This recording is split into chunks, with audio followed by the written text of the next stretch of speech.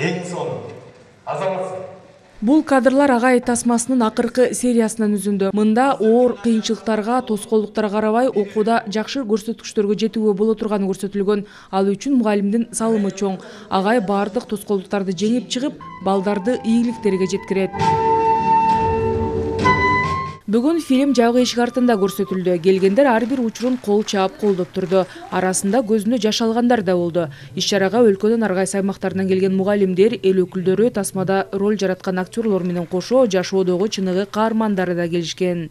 30 жыл эгемендүүлүктүн алгачкы жылдарындагы кыйынчылыкта кыргыз мугалиминин, кыргыз турмушунун көрсөтүлүшүнө чагылдырып бергендиги үчүн Белгилей кетсек, фильмдин сюжети айылдагы түйшүктүү шартта балдарга өзгөчө ыкмада билим берген белгилүү педагог Гапыр Мадаминовдун чыныгы турмушунан алынган.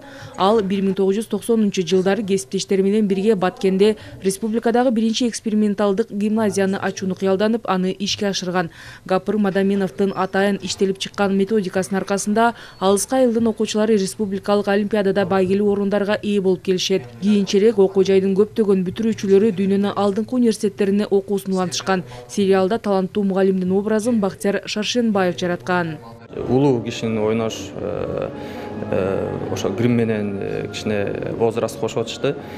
Гапыр агай кандай таасир калтырды? Мугалим болуш үчүн жөн эле балдарды окутуп, журналды толтуруп, баа коюш керек эмес экенин түшүндүм. Мугалим деген бул балдардын экинчи ата-энеси. Сериалдан сырткары Гапыр Мадаминов жөнүндө даректүү тасма да көрсөтүлдү.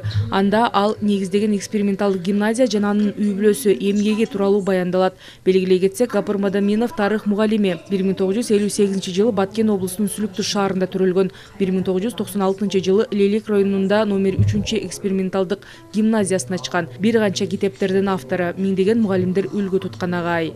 Биз 10 серияны Агайды кандай десем көркөмдөп айтып бердик. Ошону эми чын дилинде Агай кандай жашайт, кандай сабак берет, өзүн даректүү тасмадан көрө аласыздар да. Сайыс таркап каталык учурда болгон иш-чаралар, булар бардыгы 99% реалный турмушта болгон. И то чыныгы болгонун 9-дан 1 гана.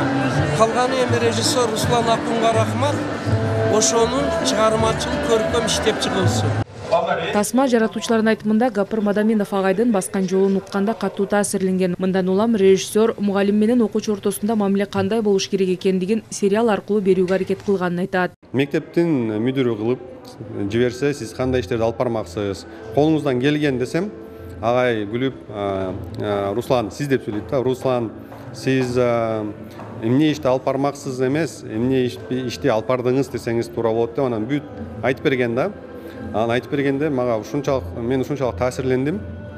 Анан 3-4 ай жазган сценарийибизди жокко чыгарып, бул сценарий жарабайт.